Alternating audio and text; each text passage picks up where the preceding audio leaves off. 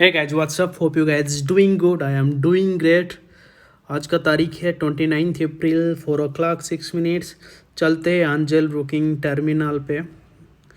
Guys आप देख सकते हैं 3 ट्रेड लिया था। One is HDFC bank, Reliance and bank Nifty. तो तीनों ट्रेड में हमको प्रॉफिट हुआ है। तो HDFC बैंक में हमको 2760 रुपीज़ का, रिलायंस में 1461 एंड बैंक निफ्टी में 1308। मैं एक एक करके बताता हूँ आज क्या हुआ था। मैं पहले रिलायंस ट्रेड लिया था। मैं 500 क्वांटिटी का ऑर्डर लगाया था, लेकिन मेरा पार्शियल एग्जीक्यूट हुआ 280 क्वांटिटी। फिर मैं सोचा कि छोड़ो रहने दो, एंड फिर उसके बाद 280 क्वांटिटी में ट्रेड किया। कम क्वांटिटी लिया था, तो फिर मेरे को इतना मतलब टेंशन नहीं हो रहा था। जैसे कि मैं मतलब थोड़ा ज़्यादा पॉइंट के लिए रुका, जैसे कि मेरे को मिला 7 points and I got profit around 1461।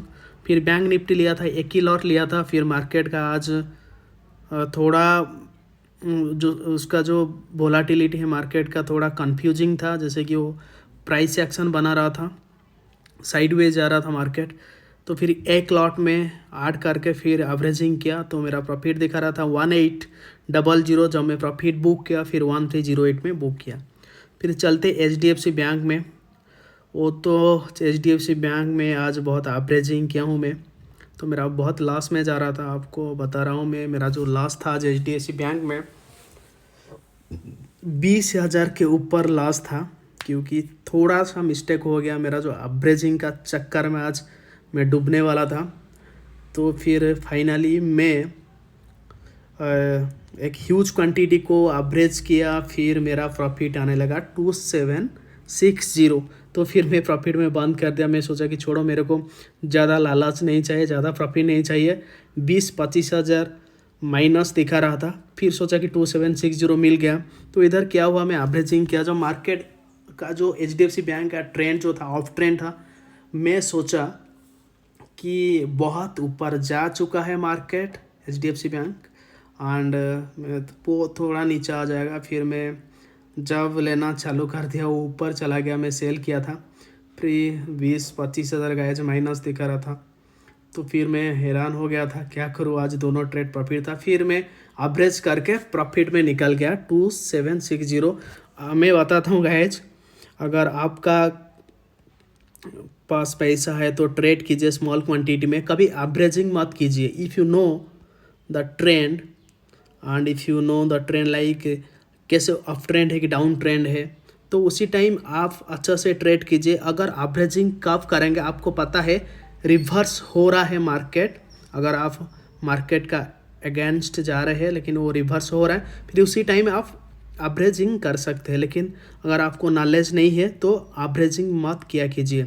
आपको बताना चाहता हूँ, एवरेजिंग में जितना रिस्क है उतना भी रिवार्ड है, लेकिन रिस्क ज़्यादा ही है एवरेजिंग में। लेकिन आपको पता है ट्रेंड, अगर आप सेल पोजीशन लिए हैं, जैसे कि वो ट्रेंड ऊपर जा रहा है, तो आपको लग रहा है एक पॉइंट से वो फिर से नीचे आने वाला है, फिर उसी टाइम आप एवरेजिंग कीजिए। अगर if you are 100% sure, otherwise don't do averaging, you will be like facing a huge loss guys. So आप देख सकते हैं आज हमारा जो टोटल प्रॉफिट हुआ है 5530 रुपीज़ का प्रॉफिट हुआ है। I am so happy today because I got around more than 5000। It is 5500 rupees.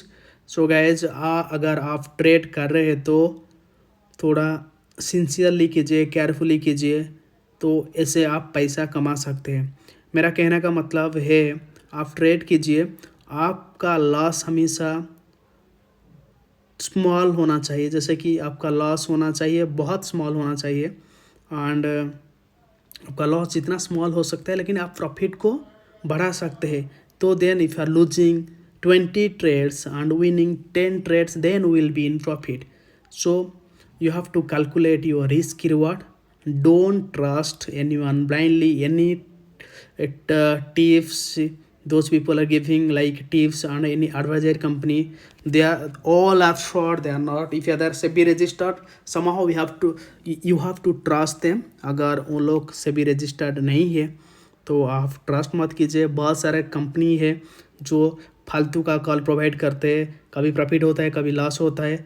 एक चीज़ मैं कहना चाहता हूँ गाइज, अगर जो लोग आपको कॉल प्रोवाइड करता है, अगर आप किसी से प्रीमियम लिए है, किसी का मतलब प्रीमियम मेंबरशिप लिए है एंड आपको वो कॉल प्रोवाइड कर रहा है, आप एक चीज़ सोचिए दिमाग में, अगर वो बंदा सही सही कॉल दे रहा है, वो खुद क्यों पैसा नहीं कमा रहे, आपको क्यों बता रहे ऐसे हो सकता है? ऐसे कुछ नहीं है। अगर मेरे को आता है ट्रेडिंग सब कुछ, तो मैं क्यों सबको कॉल प्रोवाइड करूँगा, दूसरों को बताऊँगा कि पैसा कमाओ पैसा कमाओ? अगर मैं 100% श्योर हूँ तो मैं खुद क्यों नहीं कमाऊँगा?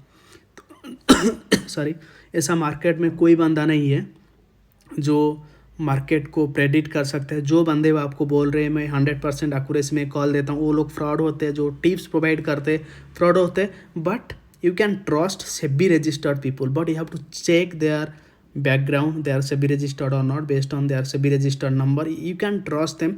बट बहुत सारे कंपनीज है, फ्रॉड्स कंपनीज है, वो लोग आपको कॉल प्रोवाइड करते हैं, कभी लॉस होता है कभी प्रॉफिट होता है।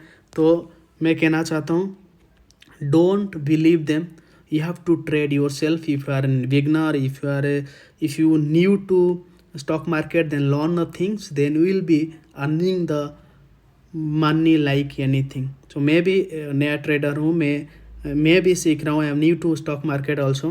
अब गाइज देख सकते हैं आज मेरा प्रॉफिट क्या है। मैं प्रॉफिट कमाता हूँ क्योंकि मेरा जो डिसिप्लिन है एंड मैं थोड़ा मार्केट को केयरफुली वॉच करता हूँ। मैं क्वांटिटी हमेशा सेम क्वांटिटी मेंटेन करता हूँ। अगर आप सेम क्वांटिटी मेंटेन करते हैं and then you will be getting more money. If you are losing the money also, try to lose small amount of money if the trend is going against you. If it is going against you, then you will be losing the money, but you have to put the stop loss. If it is अगर वो आपके favour में जाता है तो आप profit को बहुत कमा सकते हैं, मैक्सिमाइज कर सकते हैं प्रॉफिट को। एक चीज़ कहना चाहता हूँ, अगर आप 30 ट्रेड लेते हैं, if you are taking 30 trades, out of 30 trades if you are losing 20 trades and if you are winning 10 trades, then if you calculate, you should be in a profit. Then you can tell yes you are a good trader, because you are minimizing your loss and maximizing your profit. That's all guys, hope you guys like this video. Take care, bye bye.